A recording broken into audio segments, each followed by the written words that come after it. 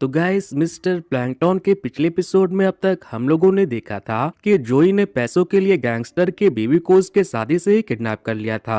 और जब उसे पता चला कि उसे एक जानलेवा बीमारी है, तो फिर उसने अपनी एक्स गर्लफ्रेंड को भी ठीक उसके शादी से ही किडनैप कर लिया। तो अब जोई अपनी गर्लफ्रेंड के साथ अपने असली डैड को ढूंढ रहा था, लेकिन जिस गैंगस्टर के बीवी को जोई ने भगाया था, वो और उसके एक्स गर्लफ्रेंड का फियांसे जोई को ढूंढ रहे थे।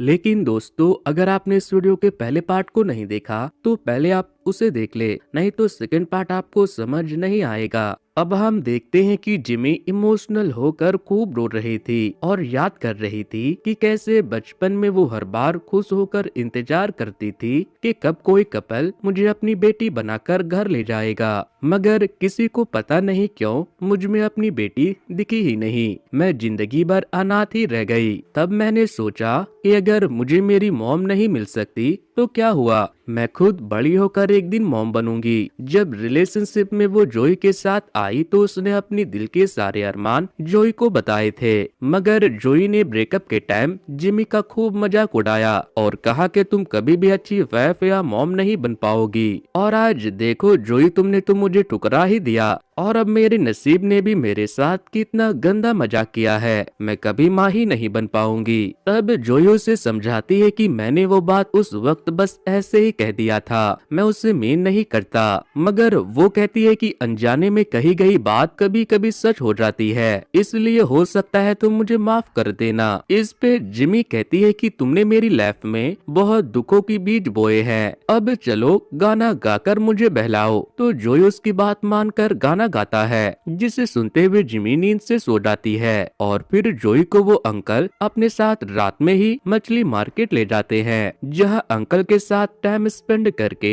जोई को बहुत अच्छा लगता है, क्योंकि वो जोई को अपने बेटे की तरह ट्रीट कर रहे थे। मार्केट में छोटी सी लड़ाई भी हो जाती है, तब ये दोनों मिलकर मछली बेचने वालों से लड़ाई करते हैं। नेक्स्ट सीन में वैंग के गैंग पहाड़ पर पहुंच जाते हैं जोई की तलाश में, मगर उन्हें जिमी मिल जाती है, तो वो जिमी का पीछा करते हैं। जिमी जल्दी से घर आकर जोई को जगाती है और बताती है कि कुछ गुंडे तुम्हारे तलाश में आए हैं, चलो भागो यहाँ से। जोई भागने के लिए जैसे अपना बैग उतारता है तो उसे अपना बैग हल्का लगता है, जिसमें जोई की जिंदगी भर की कमाई रखी हुई थी। जोई का सीधा शक जाता है अंकल पे, गुस्से में वो कांच पे मारता है, जिससे उसका हाथ जख्मी हो जाता है और उसमें से खून बहने लगता है। मगर अभी सबसे जरूरी था वैंग से अपनी जान बचाकर भागना। अंकल के घर के नजदीक ही वैंग गैंग और होंग का आमना सामना हो जाता है। टिंगू ने होंग को चुपके से बता दिया था कि जोई ही तुम्हारी वाइफ को लेकर भागा है और उसका वैंग गैंग से भी कुछ पुराना हिसाब है, इसलिए होंग को लगता है कि पहले मैं अपनी जिमी जी को सेफ निकाल लूं, फिर ये लोग अपने आपस का हिसाब चुकता कर लेंगे तो मुझे कोई प्रॉब्लम नहीं होगी। इसलिए होंग जाता है वैंग के नजदीक और फटाक से अपने पास से एक सुई निकालकर वैंग के लिप्स के ऊपर चुभा देता है और कहता है कि मैं पेशे से प्रारंभिक डॉक्टर हूँ, अगर वैंग तुम्हारे लोग ने हिलने की भी कोशिश की तो ये सुई हिला दूंगा, जिससे तुम्हारे बॉस पैरालाइज हो जाएंगे। इसलिए सभी अपनी अपनी जगह पे शांति से खड़े हो जाते हैं और फिर जॉन जाता है अंदर चेक करने के लिए।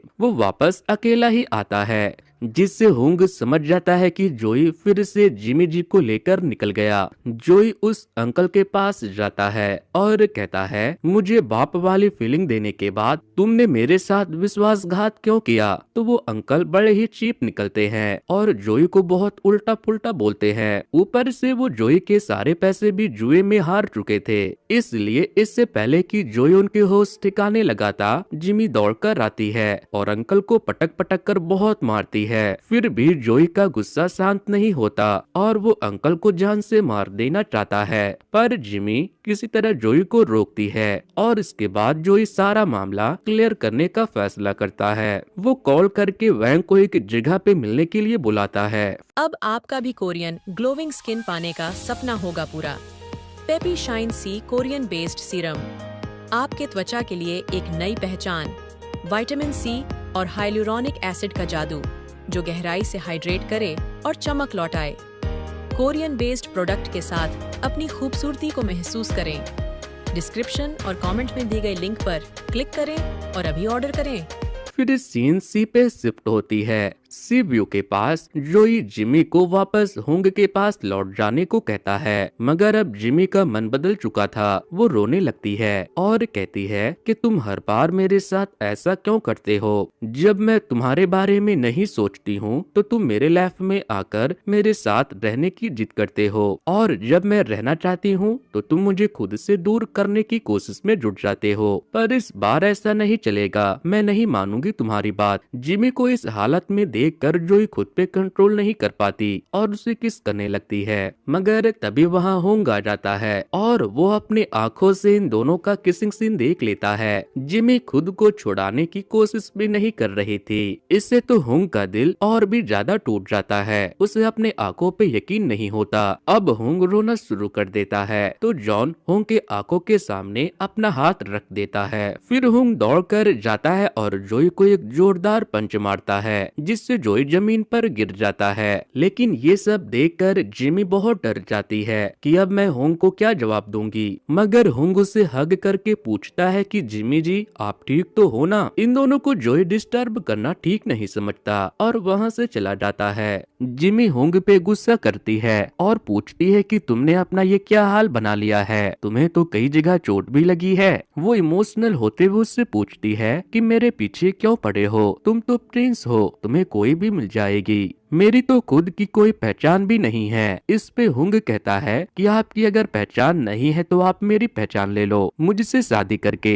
तभी दौड़ता हुआ जोई आता है और उसके पीछे वैंग गैंग पड़ा हुआ था। जोई ने भागने को कहता है, मगर आगे भागने की जगह ही नहीं थी तो ये लोग बोट से भागने लगते हैं और तभी वैंग गैंग से एक नाइफ सीधा हुंग के फेस पे लगने वाली थी, पर उसका बॉडीगार्ड जॉन वो नाइफ अपने हाथ से पकड़कर रोक लेता है। तब तक जोई बोट स्टार्ट करके निकल जाता है और होंग वहीं रह जाता है, मगर होंग जिमी के पीछे समंदर में कूद जाता है उसे बचाने के लिए। फिर जिमी भी कूद जाती है और जिमी को बचाने के लिए जोई भी। इधर जब तक जॉन वैंग के गैंग को संभालता है तब तक उधर होंग सपने में देखता है कि वो समंदर में डूब रहा है और उसे बचाने के लिए जिमी जी दुल्हन के कपड़ों में आई है। उन दोनों की शादी हो चुकी है तो शादी के बाद जो किया जाना चाहिए वो समंदर में ही कर रहे हैं। पर तभी होंग की आँख खुलती है और उसे अपने सामने सच में जिमी दिखाई देती है, मगर वो जिसे जिमी समझकर किस किए जा रहा था वो जोई का पैर था। ये देखकर होंग को बड़ा डिस्गस्टिंग फील होता है और वो जोई को बेहोशी छोड़कर जिमी को अपने साथ लेकर निकल जाती है, मगर उसे पता नहीं था कि ये लोग बहकर किसी अनजान आइलैंड पे पहुंच गए हैं जो बहुत ही छोटा आइलैंड है। जोई जब होश में आता है तो उसे सर में दर्द होता है, इसलिए वो अपनी दवाई की डिब्बी बाहर निकालता है, मगर उसमें दवाई खत्म हो चुकी थी, इसलिए वो फिर से बेहोश हो जाता है। फिर होंग नोटिस करता है कि जिमी के एक पैर में ही जूती है, इसलिए वो उसे उतारकर फेंक देता है और अपने जूते उतारकर जिमी को पहना देता है, जिससे जिमी इमोशनल होकर उसे सर पे हाथ फेरते हुए कहती है, थैंक यू होंग, तुमने मेरे भागने पर भी अपना वादा निभाया। जिस पे होंग कहता है, अब आपकी बारी है जिमी जी। दरअसल जिमी ने भी होंग से एक वादा किया था कि मैं तुम्हारा साथ कभी नहीं छोड़ूंगी। अब वो कहती है, सॉरी पर मैं अपना वादा नहीं निभा पाऊंगी। दरअसल बात ये है कि पर होंग इसके आगे कुछ सुनना ही नहीं चाहता था। वो अपने कान बंद करके कहता है, मुझे सच नहीं सुनना, मैं बस आपको अपने साथ रखना चाहता हूँ। तब जिमी उसके कान पर से अपना हाथ हटाकर सच्चाई बता देती है कि मेरा मेनोपॉज हो चुका है, मैं कभी माँ नहीं बन पाऊंगी। ये सुनकर होंग खुशी से रोने लगता है और कहता है, बस इतनी सी बात, आप माँ नहीं बन पाओगी क्या? आप इसीलिए घर से भागी थी? मैं तो डर ही गया था, मुझे लगा कि आपका और उस लड़के का कुछ चल रहा है। जिमी जी मैं आपसे बहुत प्यार करता हूँ और सिर्फ बच्चे की वजह से आपको नहीं छोड़ सकता। जिमी कहती है, पर मॉम को क्या जवाब दोगे?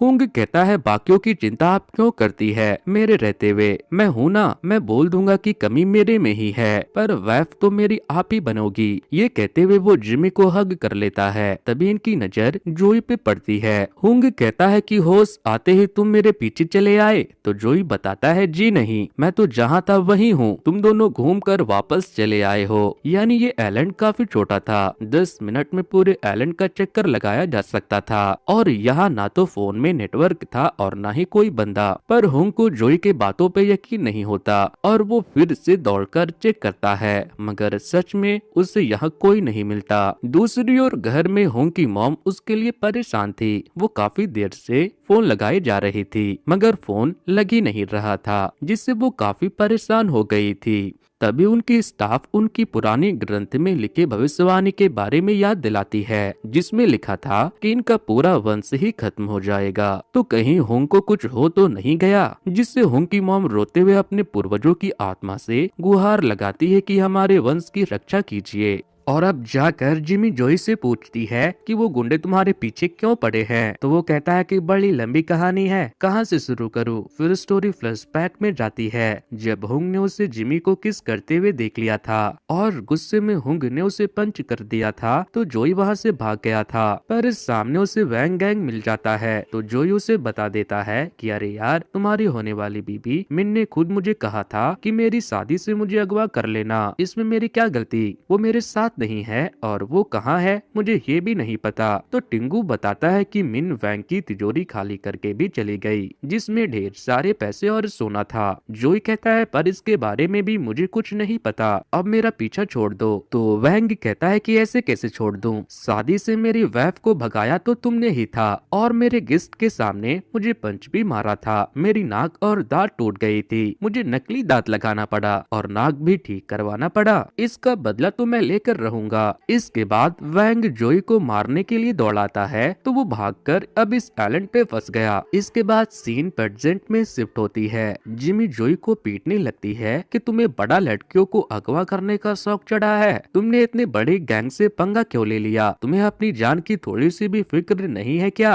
इसके बाद दोनों ही आइलैंड पे जिंदा बचे रहने के लिए फिशिंग करते हैं। फिशिंग करते करते मछलियाँ तो नहीं पकड़ पाते, मगर जिमी के लिए आपस में जरूर लड़ पड़ते हैं। वहीं जिमी एक ऑक्टोपस पकड़ लेती है, जिसे फिर ये लोग रोस्ट करके खाते हैं। इसके बाद हुंग को पॉटी करने जाना था, तो वो अपने साथ जोई को भी लेकर जाता है, क्योंकि वो अब जोई को जिमी के साथ अकेला छोड़कर नहीं जा सकता था। जब तक हुंग अपना काम निपटाता है, तब तक में जोई को स्ट्रोक आ जाता है, उसके नाक से खून बहने लगता है, जिसे देखकर हुंग बुरी तरह से डर जाता है। तब हुंग अपने पर्स में से सुई निकालकर जोई के बॉडी में कई जगह पे चुभाकर उसे होश में लाने की कोशिश करता है। कुछ देर के बाद जोई जब होश में आता है, तो हुंग उससे उसके बीमारी के बारे में पूछता है। तब जोई बताता है कि मेरे ब्रेन में ब्लड क्लॉट बन रहे हैं, काफी सारे ब्लड क्लॉट बन भी चुके हैं, डॉक्टर का कहना है कि वो क्लॉट फटने से मेरी मौत हो जाएगी। इससे हुंग उस पे खूब गुस्सा करता है कि तुम्हारी तो जिंदगी का कोई भरोसा नहीं है, तुम्हें कभी भी कुछ भी हो सकता है और तुम मेरी जिमी को लेकर भाग आए। तुमने ये नहीं सोचा कि तुम्हें अगर रास्ते में कुछ हो जाता तो मेरी जिमी जी का क्या होता। नेक्स्ट सीन में जिमी के साथ हुंग कुछ बातें कर रहा था और दूसरी ओर जोई अकेला था। तभी वहाँ वैंग अकेला ही आता है। वो पूरे प्लान के साथ ही आया था कि अब तो जोई को जान से ही मार दूंगा, इसलिए उन दोनों के बीच में एक तगड़ी फाइट होती है और तभी फिर से जोई की आंखों के आगे अंधेरा छाने लगता है। लेकिन तभी पीछे से जिमी वैंग के सर पे एक पत्थर दे मारती है, जिससे गुस्से में वो जिमी को नाइफ से स्टैब कर देता है। अब जिमी मरने वाली थी, जोई बेहोश होने वाला था। अब जख्मी जिमी जोई के गोद में अपनी आखिरी सांस ले रही थी, मगर तभी हुंग को एक बोर्ड दिखाई देती है और वो मदद के लिए चिल्लाने लगता है। बोर्ड जॉन लेकर आया था, इसलिए ये लोग जल्दी से जिमी को नजदीक हॉस्पिटल में एडमिट करवाते हैं। जिमी को ऑपरेशन रूम में एडमिट किया जाता है, अंदर उसका इलाज चलता है और बाहर जिमी के खून से जोई और हैंक के हाथ रंगे थे और दोनों की आंखों में आंसू भी थे। दोनों ऊपर वाले से जिमी को ठीक करने के लिए प्रे कर रहे थे। नेक्स्ट सीन में जोई अपने मैडम के घर पे सोया हुआ था और हॉस्पिटल में आकर हुंग की मॉम उसकी क्लास ले रही थी, क्योंकि पेट में स्टैब होने से तो जिमी का बच्चा भी मर जाता, मगर डॉक्टर ने उन्हें बता दिया था कि वो तो प्रेग्नेंट थी ही नहीं। तब हुंग को भी सच्चाई बतानी पड़ती है कि फेक प्रेगनेंसी का आइडिया मैंने ही दिया था, ताकि आप मेरी शादी जिमी जी से करवाने को राजी राजी हो जाओ, प्लीज मुझे माफ कर दीजिए मॉम, इसमें जिमी जी की कोई गलती नहीं थी। इस पे होंग की मॉम कहती है हॉस्पिटल में तमाशा मत करो, मैं समझ गई हूँ कि सारी मुसीबत की जड़ तुम ही हो, इसलिए अब से तुम और वो लड़की एक दूसरे से अनजान हो और तुम एक अनजान लड़की के लिए अपना टाइम वेस्ट मत करो, चलो घर चलो। पर जब तक जिमी पूरी तरह से ठीक नहीं हो जाती होंग घर जाने को तैयार नहीं था, तो मॉम जॉन को ऑर्डर देती है कि गोद में उठाकर होंग को घर ले चलो। तब होंग भड़क जाता है और कहता है कि अगर कोई मेरे नजदीक तो मैं अपनी पैंट खोल दूंगा और हॉस्पिटल में लगे सीसीटीवी से आपके खानदान की इज्जत नीलाम हो जाएगी, जिससे मॉम शर्मिंदा हो जाती है और कहती है कि तुम चाहते क्या हो, अच्छा ठीक है कर लो अपनी मर्जी की। तो होंग जाकर जिमी के पास बैठकर उसके होश में आने का इंतजार करता है। जब तक वो होश में नहीं आती होंग ही पानी से कपड़ा भिगोकर जिमी का चेहरा साफ करता है, उस स्टोरी पढ़कर सुनाता है। इधर जोई जिमी का एक जूता लेकर बिस्तर पे बस ऐसे ही लेटा हुआ था। मैडम उसे खाने पीने की चीजें बिस्तर के नजदीक लाकर देती है, मगर वो खाने को उठाता तक नहीं। फिर फ्लैशबैक से हमें पता चलता है कि जब जिमी के एक जूते कहीं खो गए थे और होंग ने उसे अपना जूता पहना दिया था, तो दूसरी ओर जोई को एक जूता मिल गया था। उसे वो उठाकर जब जिमी के पास गया तो उसने दूर से ही नोटिस किया कि जिमी ने होंग के जूते पहन रखे हैं। ये देखकर जोई को बुरा लगा कि उसने मेरे जूते ढूंढने की कोशिश भी नहीं की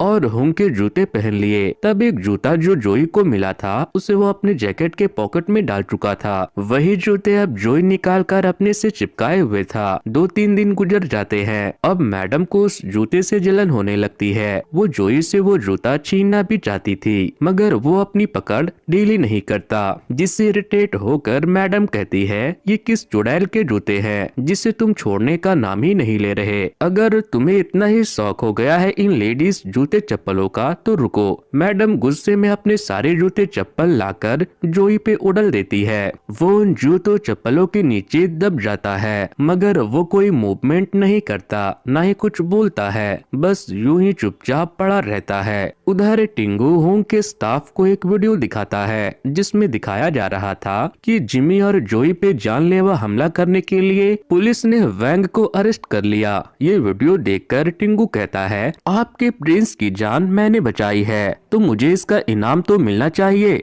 जिस पे स्टाफ कहती है कि अच्छा इनाम चाहिए आपको, तो इस बारे में आपको हुंग की मॉम से ही बात करनी पड़ेगी। टिंगू देखता है कि हुंग की मॉम अपने स्टाफ के ऊपर जोर जोर से चिल्ला रही थी कि तुम्हें इस जगह की रखवाली करनी है क्योंकि पीछे वाले रूम में जिमी आराम कर रही है। हुंग की जिद की वजह से जब तक वो ठीक नहीं हो जाती तब तक मैंने उसे अपने घर पे रख तो लिया है, मगर हुंग को उसे किसी भी कीमत पे मिलने नहीं देना। हुंग की मॉम इतनी खतरनाक है ये देखकर तो टिंगू चुपचाप खिसक लेता है। फिर वो चला जाता है मैडम के पास और जाकर उन्हें सारी बात बताता है कि हुंग का परिवार तो बहुत ही खतरनाक है और अगर मैं आपकी तुलना उन लोगों से करूं तो आप उन लोगों के सामने एंजल हो एंजल। मैडम कहती है मस्का लगाना बंद करो और बताओ काम क्या है। टिंगू कहता है कि जोई ने तो सारा काम धंधा चौपट ही कर दिया है, इसलिए मुझे नए काम की तलाश है। आपके तो बहुत सारे क्लब्स वगैरह है, किसी क्लब का मैनेजर ही बना दीजिए। जिस पे मैडम जवाब देती है कि मैं ना तो सेकंड हैंड चीजें रखती हूँ और ना ही इंसान। टिंगू उन्हें मनाने की कोशिश करता है कि जोई के साथ मेरी अच्छी कमाई हो जाती थी पर अब हालत टाइट हो गई है, तो मैडम कहती है फिर वापस से जोई के पास ही चले जाओ। इस पे टिंगू कहता है कि मैं जरूरतमंद हूँ लेकिन पागल नहीं, जोई की वजह से बुसान में मैं मरते मरते बचा हूँ। उन पागल वैंग गैंग ने मुझे रेलवे की पटरी से बांध दिया था, कितनी बार मेरी जान हलक तक आई है आपको पता भी नहीं। वो बहुत खतरनाक लोग थे, उन्होंने मुझे दम भर कूटा था। जोई ने एक बार में कितने लोगों की लाइफ खराब कर दी। जोई की बंदी जिमी वो तो अभी उस खतरनाक आंटी के घर में कैद है और मैं शर्त लगाकर कहता हूँ कि वो अभी पक्का कहीं मजे ही कर रहा होगा। फिर टिंगू का ध्यान बेड पे पड़े इतने सारे शूज पे जाती है तो वो पूछता है आप शू की सेल लगा रही हो क्या। ये कहते हुए वो एक शू उठा लेता है और अंदर से उसे जोई की आके दिखाई देती है,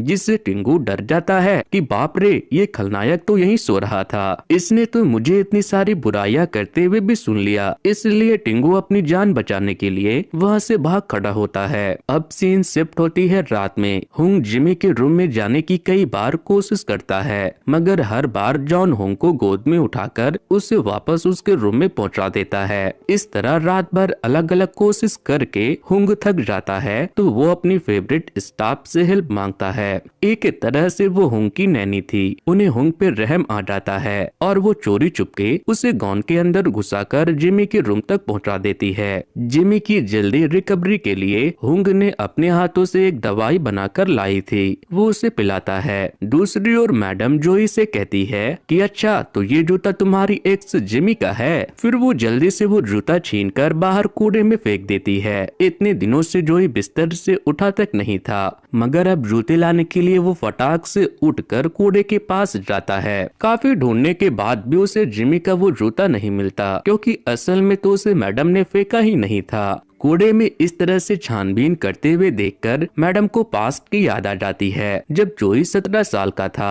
और ठंड की रात में वो कूड़ेदान में से खाना ढूंढ रहा था, तो मैडम ने उसे टोका, पर जोई ने कोई जवाब नहीं दिया, तो वो अपने घर चली गई और मैडम के हाथ में खाने के पैकेट थे। मगर खाने की खुशबू से जोई उनके पीछे पीछे उनके घर तक आ गया, तो मैडम ने दरवाजे पे उसके लिए एक पैकेट खाना छोड़ दिया था, जिसके बाद जोई ने उसे खाकर अपना पेट भरा और फिर तो वो जैसे मैडम का कुत्ता ही बन गया। रात में जब भी वो बाहर से आती तो जोई दरवाजे पे उनका इंतजार करता था।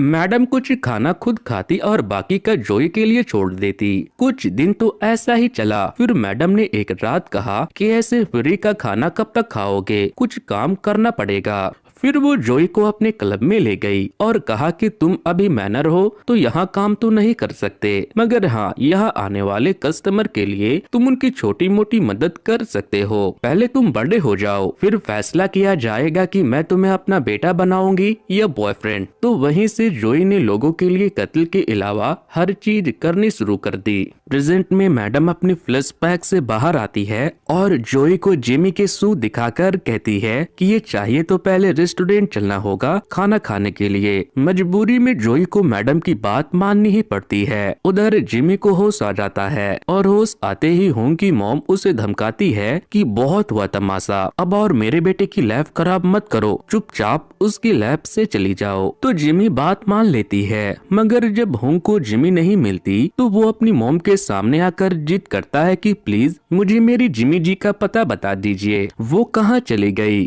हुंग पे पहले तो उसकी मॉम काफी गुस्सा करती है कि प्रेगनेंसी वाली बात चलो मैं एक बार भूल भी जाऊं, मगर उसके मेनोपॉज का मैं क्या करूंगी, वो हमारे खानदान को वारिस नहीं दे पाएगी, ये बात उसने मुझे जाते जाते बता दिया है। तब होंग रोते हुए कहता है कि मैं जिमी जी से प्यार करता हूँ, मैं बच्चे के वजह से उन्हें कैसे छोड़ दूं, मैं तो खुद ठीक से बड़ा नहीं हुआ, मैं एक पिता का फर्ज कैसे निभाऊंगा। वो पूछता है कि मैं जिमी जी के साथ क्यों नहीं रह सकता। अपने बेटे को जिमी के लिए इस तरह रोते हुए देखकर हुंग की मॉम बताती है कि वो अभी गई नहीं है। फिर हुंग जिमी से मिलता है और जिमी उससे कहती है हमें अलग हो जाना चाहिए। हुंग मान ही नहीं रहा था, मगर फिर वो जिमी की मर्जी की इज्जत करते हुए उसे जाने देता है, मगर वो बहुत रोता है।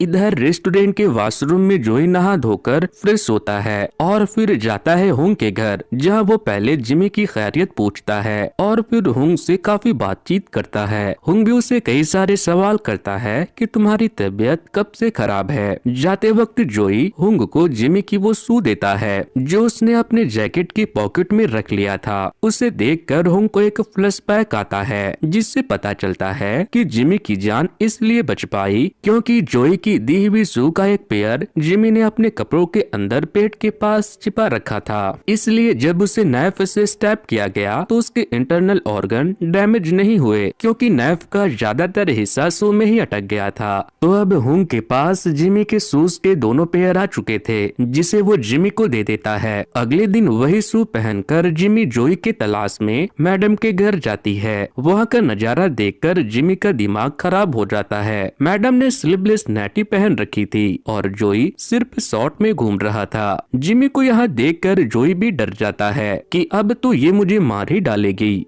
मगर जिमी आकर उसके दोनों गाल पकड़कर किस करने लगता है। पर ये दूसरे एंगल से दिखने में ही लग रहा था, सामने से तो उसने गुस्से में जोई के नाक दबोच रखे थे। वो जोर से उसके नाक को काटती है और दर्द से जोई चिल्लाता रह जाता है। फिर जिमी दम भर के उसे पीटती है। इनके झगड़े के बीच में मैडम को भी चोट लग जाती है। फिर जोई जिमी को समझाता है कि जैसा तुम समझ रही हो वैसा नहीं है, मेरा और मैडम के बीच कुछ भी फिजिकल नहीं है, पर ये मेरी बेस्ट फ्रेंड जैसी है। हमारे बीच में कोई पर्दा नहीं है, हम एक दूसरे से सारी बातें शेयर करते हैं, तुम चलो मेरे साथ। इसके बाद जोई जिमी को एक टैक्सी में बैठाकर वापस हुंग के पास चले जाने को कहता है, मगर हुंग से तो जिमी ने ब्रेकअप कर लिया था। वो टैक्सी से उतर जाती है। तब जोई ब्लंटली कहता है कि मेरी इंसानियत को प्यार मत समझो, मैं तुमसे कोई प्यार व्यार नहीं करता, और हम दोनों जब भी साथ में होते हैं तो हमारी अच्छे से लंका लग जाती है। हम दोनों एक दूसरे के लिए सही नहीं है, इसलिए अपने अपने रास्ते चले जाते हैं। फिर जोई जिमी को रोते हुए छोड़कर वहाँ से वापस मैडम के पास आ जाता है। मैडम जोई से कहती है कि तुम मुझसे प्यार करते हो इसलिए जाने दिया। तो जोई कहता है कि जिससे प्यार किया जाता है उसे हर हाल में अपने साथ रखा जाता है, मगर मैडम को जोई के दिल का हाल पता था, इसलिए वो उसे हग कर लेती है और जोई कपस कपस के रोने लगती है। कुछ देर में तेज बारिश और बिजली कड़कने लगती है तो जोई को जिमी की बड़ी फिक्र होने लगती है। उसे पता था कि बारिश में भीगकर जिमी मेरा इंतजार कर रही होगी। कुछ देर तो वो अपने मन को मनाता है कि ठीक है मैं उसके पास नहीं जाऊंगा। फिर वो भागकर जाता है जिमी को ढूंढने जहाँ वो उसे छोड़कर आया था। जिमी वहाँ नहीं थी तो जोई फिर जाता है अपने अपार्टमेंट में जहाँ वो पहले रहा करता था और उसे वहाँ जिमी मिल जाती है। जिमी को पता था कि शायद जोई मुझे ढूंढते हुए वहाँ जरूर आएगा और उसका अंदाजा सही भी था। वो जोई को दिखाती है कि मुझे यहाँ एक खास चीज मिली है। दरअसल जब ये दोनों रिलेशनशिप में थे तो जोई ने जिमी को कमिटमेंट रिंग दी थी और एक खुद भी पहना था, मगर ब्रेकअप के बाद इन्होंने उस रिंग को उतारकर एक्वेरियम में डाल दिया था। और जब बैंक के गुंडे जोई को ढूंढते हुए यहाँ आए थे तो उन्होंने वहाँ काफी तोड़फोड़ की थी, एक्वेरियम भी तोड़ दिया था जिससे वो रिंग बाहर गिर गई थी और अब वो जिमी को मिल गई थी। उसे वापस पाकर जिमी बहुत खुश थी और अब जोई भी एक्सेप्ट कर लेता है कि हाँ मैं तुमसे अब भी बहुत प्यार करता हूँ। और फिर से वो दोनों रिंग पहन लेते हैं और इमोशनल होकर क्लोज भी हो जाते हैं। दूसरी ओर हुंग का जिमी के बिना बुरा हाल था। उसे हर जगह बस जिमी ही दिखाई दे रही थी, जिससे हुंग की मॉम काफी परेशान थी। उन्हें समझ आ चुका था कि अगर ऐसा ही चलता रहा तो मेरा राजा बेटा पागल हो जाएगा। इधर टिंगो को काम की तलाश थी तो वो वापस से अपना जुगाड़ू काम शुरू कर चुका था। एक बच्ची ने उसे अपने भाई को ढूंढने का काम दिया था क्योंकि उसका भाई बचपन में ही घर से भाग गया था। टिंगो उस बच्ची से एक बार मिलने की रिक्वेस्ट करता है और उससे मिलकर जोई हैरान हो जाता है क्योंकि वो बच्ची जोई की सौतेली बहन थी। वो बताती है कि मेरा भाई घर से भाग गया था और अब मेरी मॉम विदेश में है, वो डैड से डिवोर्स ले रही है और कुछ दिनों में वो मुझे भी अपने साथ ले जाएगी। मुझे अपने डैड की बड़ी फिक्र होती है, इसलिए मैं चाहती हूँ कि आप मेरे भाई को ढूंढ दीजिए। वो घर वापस आ जाएंगे तो डैड का ख्याल रख सकते हैं। इससे जोई समझ जाता है कि टिंगू ने पता लगा लिया था कि ये मेरी ही सौतेली बहन है, इसलिए उसने मुझे इससे मिलवाया। जोई उस बच्ची के साथ काफी अच्छा वक्त स्पेंड करता है और उसके भाई को ढूंढने का वादा करके उसे वापस घर भेज देता है। दूसरी ओर जिमी को समझ नहीं आ रहा था कि अब मैं क्या करूं, तो वो भी मैडम के पास चली जाती है और पहले की बिहेवियर के लिए माफी मांगती है। साथ ही वो कहती है कि मैं मुफ्त की रोटी नहीं तोड़ना चाहती, तो क्या आपके पास मेरे लिए कोई काम है? मैडम थोड़ी देर तक सोचने के बाद कहती है, गुंडे का रोल करोगी? दरअसल एक लड़की ने मुझसे काफी पैसे उधार ले रखे हैं और वो अब बहाने बना रही है, इसलिए एकदम बीच टाइप का मेकअप करो, तुम्हें कुछ नहीं करना होगा, बस ऐसे ही मेरे अगल बगल खड़ी होकर मीन लुक देते रहना उसे। तो ये काम जिमी को बड़ा ही एक्साइटिंग लगता है और वो उसके कहे मुताबिक सारी चीजें करने लगती है। सीन शिफ्ट होती है एक छोटे से रेस्टोरेंट पे जहाँ टिंगू और जोई खा पी रहे थे और आपस में बातें कर रहे थे कि जोई की तो लॉटरी लगने वाली है क्योंकि उसके थर्ड पापा कैंडिडेट मिस्टर सीन एक बिलियनियर है। उनकी अपनी फार्मास्यूटिकल कंपनी है, तो अगर वो जोई के डैड निकल जाएंगे तो जोई का इलाज तो वो करवा ही लेंगे। ये दोनों बातें कर ही रहे थे कि अचानक जोई का एक हाथ अकड़ जाता है। ऐसा लगता है जैसे उसमें जान ही ना हो। वो जो ग्लास पकड़े हुए था, हाथ अकड़ने से वो भी फूट जाती है और आंखों के सामने फिर से अंधेरा छाने लगता है। मगर जोई की बीमारी के बारे में अभी टिंगू को कुछ भी पता नहीं था, इसलिए जोई उसे कुछ बताता भी नहीं। वो शराब का नशा चढ़ने का नाटक करके टैक्सी से मैडम के घर चले जाता है। तब तक वो थोड़ा ठीक भी हो जाता है और जब उसे पता चलता है कि जिमी मैडम के साथ पैसे वसूल करने गई थी तो वो भड़क जाता है और मैडम से कहता है कि तुम इसे अपने साथ गटर में ले गई और कहती है कि तुम मेरे काम को गटर कैसे बोल सकते हो, भूल गए इसी काम से मैंने तुम्हें पाला है, इतने साल से उसी गटर में मैं डेली काम करती हूँ। तब तो कुछ नहीं था, लेकिन आज तुम्हारी गर्लफ्रेंड चली गई तो तुम मुझे सुना रहे हो। ये कहकर मैडम बच्चों की तरह रोने लगती है। तब जोई मैडम से माफी मांगता है कि मेरा वो मतलब नहीं था, आपने मेरे लिए आज तक जो कुछ भी किया है मैं उसके लिए आपका शुक्रगुजार हूँ। मगर मैडम नहीं मान रही थी। तब जोई एक फनी सा डांस करके मैडम का मूड ठीक करता है, क्योंकि पहले भी जब मैडम नाराज हुआ करती थी तो जोई उन्हें ऐसे ही फनी डांस करके हंसाया करता था और ये टैक्टिक हर बार काम करता था। जब तीनों का मूड लाइट हो जाता है तो जोई उन्हें मिस्टर सीन के बारे में बताता है कि वो मेरे डैड भी हो सकते हैं। अगर मैं उनका बेटा निकल गया तो मैं उनसे 100 करोड़ लूंगा और जिमी तुम्हारे लिए किंडरगार्टन खुलवा दूंगा। दरअसल जिमी पहले एक किंडरगार्टन स्कूल में टीचर हुआ करती थी। फिर मैडम कहती है और मेरे लिए, तो वो कहता है तुम्हारे लिए मालदीव में एक विला जहाँ शराब की अनलिमिटेड स्टॉक होगी। फिर जिमी कहती है और तुम अपने लिए क्या लोगे, तो वो कहता है सोच रहा हूँ हार्ली डेविडसन ले लूं, बैक सीट पे तुम्हें बैठाकर अमेरिका के रोड ट्रिप पे ले जाऊंगा। ये सुनकर ये काफी खुश होते हैं। नेक्स्ट सीन में जिमी और जोई एक सेरेमनी में जाते हैं जहां मिस्टर सीन भी आए हुए थे, मगर वहां भी जोई की तबीयत बिगड़ने लगती है और वो जिमी को अपने साथ वापस चलने को कहता है।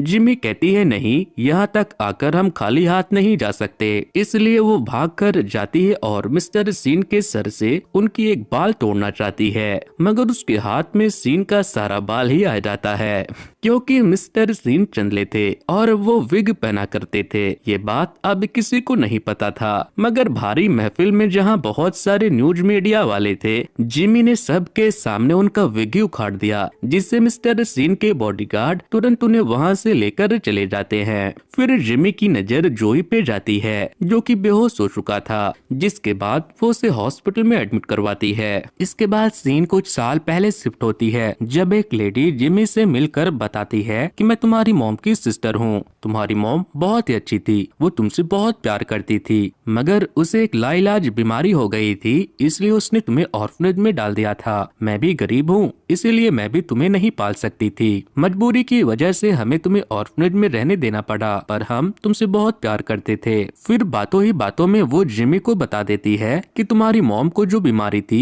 वो अब मुझे भी हो गई है, मैं भी अब कुछ दिनों के ही मेहमान हूँ। ये सुनकर जिमी इमोशनल हो जाती है और आंटी को कुछ पैसे दे देती है जो उसने स्कूल में पढ़ाकर जमा किए थे। पहले तो आंटी पैसे लेना नहीं चाहती थी, मगर फिर जिमी की जिद करने पे वो रख लेती है। इसके बाद वो वहाँ से चली जाती है और अपने हस्बैंड को जाकर सारी बात बताती है। तब हमें पता चलता है कि ये तो एक फ्रॉड था जो जिमी की इमोशन के गलत फायदा उठा रहे थे, मगर अब इस बारे में जोई को पता चल जाता है और वो आंटी को डरा धमका कर उनसे पैसे भी छीन लेता है और फिर जाकर जिमी को सारी सच्चाई बता देता है, जिससे जिमी को काफी हर्ट होता है। वो रोने लगती है और सोचती है कि मुझे तो अब अपनी मॉम के बारे में कभी भी पता नहीं चल पाएगा और ना ही मुझे अपना रियल बर्थडे पता चल पाएगा, क्योंकि जिस दिन जिमी को ऑर्फनेज में छोड़ा गया था उसी दिन को ऑर्फनेज वालों ने उसका बर्थडे बना दिया था। जिमी का बहुत मन था अपने रियल बर्थडे जानने का, जिस पर जोयो से वादा करता है कि मैं एक दिन तुम्हारे रियल बर्थडे जरूर पता लगाऊंगा।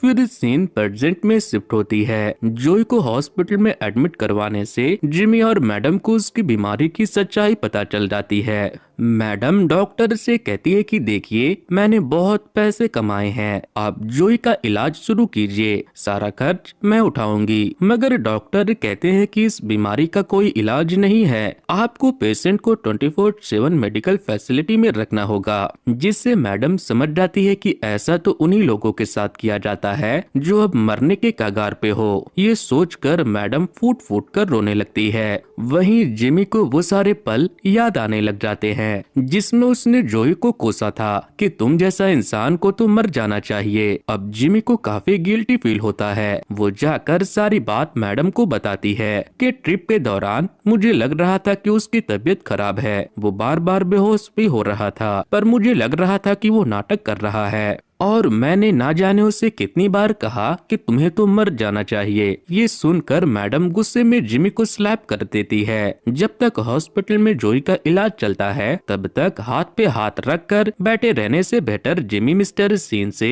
डीएनए सैंपल लेने का सोचती है। वो नेक्स्ट सीन में मिस्टर सीन की गाड़ी रोककर एक बार मिस्टर सीन से बात करने की रिक्वेस्ट करती है, मगर सीन के लोग उसे ऐसा करने से मना कर देते हैं। तब जिमी सीन के विंडो पे बार बार नॉक करती है। वो उसकी बात सुनने के लिए कार का शीशा नीचे करते हैं तो जिमी विंडो से कार में घुस जाती है और कहती है मेरे मुंह पे बस थूक दीजिए, मैं चली जाऊंगी, आपको कभी परेशान नहीं करूंगी। ये सब मिस्टर सीन को बड़ा अजीब लग रहा था, मगर वो जिमी से अपना पीछा छुड़ाने के लिए उसकी बात मान लेते हैं और जिमी के चेहरे पे थूक देते हैं। उनकी थूक को जिमी एक डिब्बी में डालकर डीएनए टेस्टिंग के लिए भेज देती है। दूसरी ओर होंग अपने घर से एक बार फिर से फरार हो गया था। हालांकि इस बार उसे जिमी की तलाश नहीं थी, मगर वो कुछ वक्त अकेला रहना चाहता था और अपनी मन से जीना चाहता था। वो अब एक राजकुमार की तरह सेफ्टी नेट में नहीं रहना चाहता। हालांकि होंग के इस कदम से उसकी मॉम काफी परेशान थी।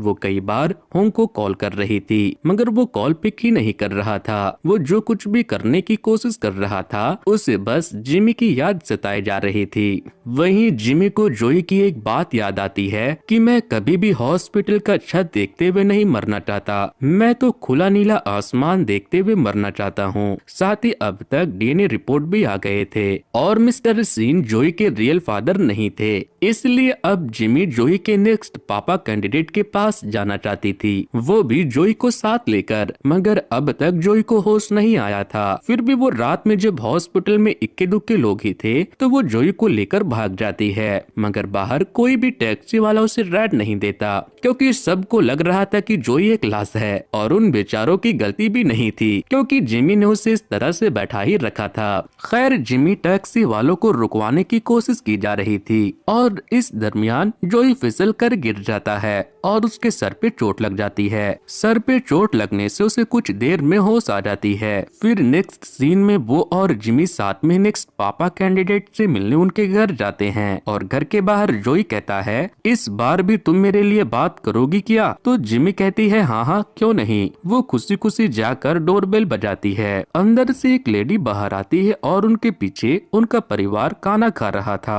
उस लेडी को देखकर जिमी को अजीब सा एहसास होता है और वो लेडी भी टुकुर टुकुर जिमी को देखी जा रही थी और इतने में जोई वहाँ से भाग जाता है। जिमी भी समझ जाती है कि जोई अपने डैड के पास ले जाने के बजाय मुझे मेरी रियल मॉम के पास ले आया है, इसलिए वो भी वहाँ से जोई के पीछे भागती है। मगर जोई गाड़ी नहीं रोकता। जिमी के पीछे पीछे उसकी मॉम भी चली आती है और जिमी से पूछती है कि तुम रो क्यों रही हो। इस पे जिमी कहती है आपको इससे क्या आप मुझे जानती हो? क्या आप अपने परिवार के सामने मुझे एक्सेप्ट कर सकती हो? तो वो लेडी उल्टे पांव वापस चली जाती है। दरअसल जिमी को उसकी मॉम ने शादी से पहले जन्म दिया था, इसलिए वो उसे अपने साथ नहीं रख पाई और न ही वो अब जिमी को अपना सकती थी। दूसरी ओर जोई को हुंग मिल जाता है और वो हुंग के सामने खूब रोता है कि मैंने जिमी को उसकी मॉम से मिलवा दिया, अब उसे अपना रियल बर्थडे पता चल जाएगा। मगर कुछ देर बाद जोई को रिग्रेट भी होने लगता है कि जिस माँ ने बचपन में ही जिमी को नहीं अपनाया वो अब उसे अपना पाएगी। मैंने तो जिमी को वहाँ छोड़ दिया जहाँ से उसे धुतकारा गया था। तभी जिमी को हुंग की मॉम का कॉल आता है और वो उसे अपने पास बुलाती है। वहाँ मैडम भी थी। दोनों आपस में बातें करते हैं कि इस लड़की को आने दो, इसने मेरे लड़के को भगाया है। मगर उन्हें क्या पता था कि इन दोनों के लड़के एक साथ है और जिमी बेचारी अकेली। जब वो उनके पास पहुंचती है तो होंग की मॉम और जोई की मैडम पूछने लगती है कि कहाँ है मेरा बेटा, तो वो कहती है मुझे नहीं पता। तब होंग की मॉम कहती है उसे वॉइस नोट भेजकर यहाँ मिलने के लिए बुलाओ, वो जरूर आएगा। इधर होंग रास्ते में एक रेस्टोरेंट पे रुककर जोई को खाना खिलाने की कोशिश करता है,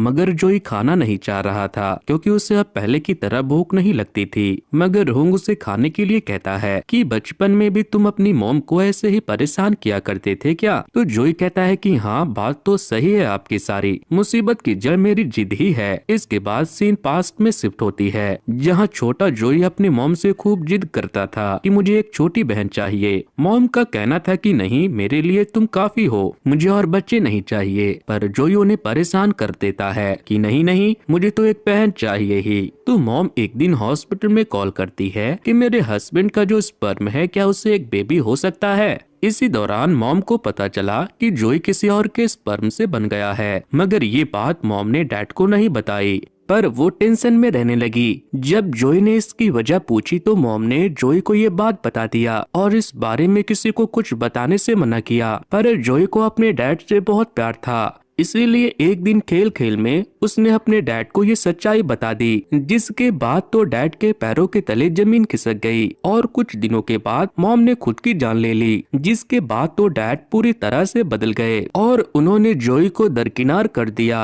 अब वो पहले की तरह ना तो जोई से प्यार करते और ना ही उसके साथ वक्त बिताते। बिना प्यार के वो बस ऐसे ही जोई को अपना घर पे रहने देते, क्योंकि अगर वो घर से जोई को निकालते तो दुनिया को पता चल जाता कि सारा माजरा क्या है, जिससे उनकी बड़ी बदनामी होती। इसलिए वो जोई को अपने घर पे रहने देते हैं। देखते ही देखते जोई 17 साल का हो जाता है और दिन आ जाता है उसके ग्रेजुएशन कंप्लीट होने का। जोई अपने डैड से कहता है कि आपको आज मेरे कॉलेज जाना होगा, मैं आपका इंतजार करूंगा। मगर उस दिन भी डैड नहीं आते और गुस्से में जोई घर नहीं जाता। वो कुछ दिन ऐसे ही शहर में भटकते हुए गुजारता है, मगर उसके डैड उसे ढूंढने भी नहीं आते। ठंड का मौसम और पेट का भूख शांत होने का नाम नहीं ले रहा था, इसलिए कुछ दिनों के बाद उसे खुद से खाना ढूंढकर खाना पड़ता है। तभी उसकी लॉटरी लग जाती है, क्योंकि मैडम उसे कूड़े से खाना ढूंढते हुए देख लेती है और खाने की लालच में जो उसके घर का कुत्ता बन जाता है। जिसके बाद वो जोई को रहने को घर, खाने को खाना और करने को काम भी देती है। इसके बाद सीन प्रेजेंट में शिफ्ट होती है। जिमी होंग की मॉम से कहती है कि आप भले ही थोड़ी खड़ूस हो, मगर आप बहुत ही अच्छी मॉम हो। आपने जिंदगी भर होंग का साथ दिया, उसे दुनिया की बुराइयों से महफूज रखा। यहाँ तो लोग बच्चा पैदा करके ही उसका साथ छोड़ देते हैं और आप इतनी उम्र तक होंग के पीछे उसकी भलाई के लिए पड़ी रहती थी। इस पे होंग की मॉम कहती है कि काश मेरे पास तुम्हारी जैसी एक समझदार बेटी होती। मैंने वंश आगे बढ़ाने के लिए एक बेटे की दुआ की और आज देखो मैं किस झमेले में हूँ। वो मेरी एक बात नहीं सुनता, उसे तो मैं अपनी दुश्मन लगने लगी हूँ। तभी वहाँ होंग और जोई आ जाते हैं और दोनों की गार्जियन उन्हें दबोच लेती है। इसके बाद मैडम जोई को एक झापड़ खींच कर लगाती है और फिर खुद ही रोने लगती है। वो रोते हुए कहती है, तुम्हें पता भी है मुझ पे क्या बीत रही थी? हॉस्पिटल से भागने के बाद कम से कम एक कॉल करके ही मुझे बता दिया होता कि मैं ठीक हूँ। तब जोई ऐठते हुए कहता है कि तुम्हें मेरी इतनी फिक्र करने की क्या जरूरत है? ना तो तुम मेरी मॉम बन पाई और ना ही गर्लफ्रेंड। मैं तो बस एक आवारा पिल्ला था जिसे तुमने अपनी तन्हाई दूर करने के लिए अपने घर पे जगह दी। मैडम समझ जाती है कि जोई अपनी मौत से डरा हुआ है और वो अपनी डर को छुपाने के लिए इस तरह की बातें कर रहा है। इसलिए वो कहती है कि क्या हुआ है बताओ मुझे। तो जोई की आंखों में आंसू आ जाती है और वो बताता है कि मुझे नींद नहीं आती और ना ही भूख लगती है। मैं पहले की चीजें भी भूलने लगा हूँ। अगर मैं मरने से पहले पागल हो गया तो? फिर जोई कहता है कि मैंने ऐसा क्या बुरा काम किया होगा जो मेरे साथ ये सब हो रहा है। तब मैडम जोई के गले लग के रोने लगती है। दूसरी ओर इनकी बातें जिमी भी सुन रही थी और वो भी खूब रो रही थी। दूसरी ओर जॉन ड्राइविंग सीट पे था, वही होंग और उसकी मॉम बैक सीट पे थे। मॉम पूछती है कि मैंने तुम्हें कितनी बार कॉल किया, इसका अंदाजा भी है? तो वो अपना फोन ऑन करता है और उस पे एक के बाद एक अपनी मॉम की सारी कॉल और मैसेज आदत दिखाई देती है। मॉम कहती है कि चलो उतरो गाड़ी से। हुंग उतर जाता है और मॉम जॉन को घर चलने को कहती है, जिससे हुंग को कुछ समझ नहीं आता कि मॉम मुझे बिना लिए कैसे चली गई। तब मॉन्ग हुंग को कॉल करके कहती है कि जाओ जी लो अपनी जिंदगी, कर लो अपनी मर्जी का। मैंने तुम्हें बहुत बंधन में बांध रखा था, अब जब तुम्हें मन हो तब घर आना,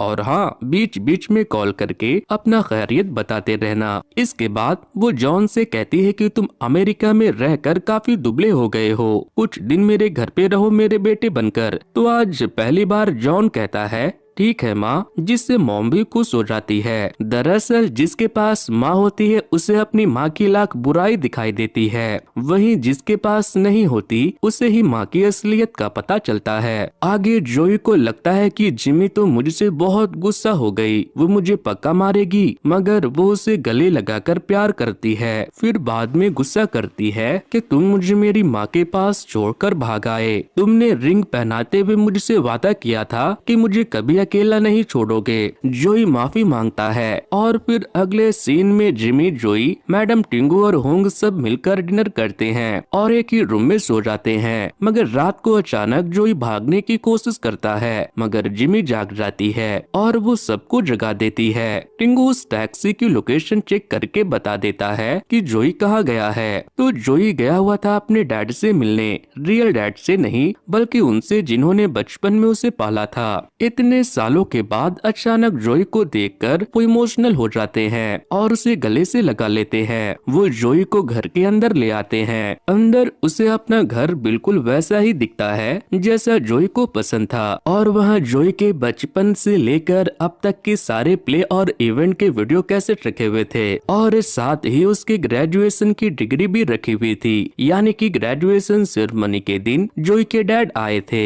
मगर लेट हो गए थे। वो भी जोई से प्यार करते थे मगर अपना प्यार दिखा नहीं पा रहे थे। अब हमें थोड़े दिनों के बाद का सीन दिखाया जाता है जहां जोई अपने रूम में सोने की कोशिश कर रहा था तो खिड़की से जिमी आ जाती है और वो उसके साथ एक ट्रिप पे निकल जाता है। ट्रिप में दोनों खूब मस्ती करते हैं। वहीं टीवी पे हुंग की मॉम जॉन के साथ एक कुकिंग शो में जाती है। टिंगू मैडम के साथ शिफ्ट हो गया था और दोनों के बीच में कुछ तो खिचड़ी पक रहा था। जल्द ही दोनों डेट करने लगेंगे। वहीं हुंग ब्लॉगिंग शुरू करके माउंटेन क्लाइंब करने चला गया था।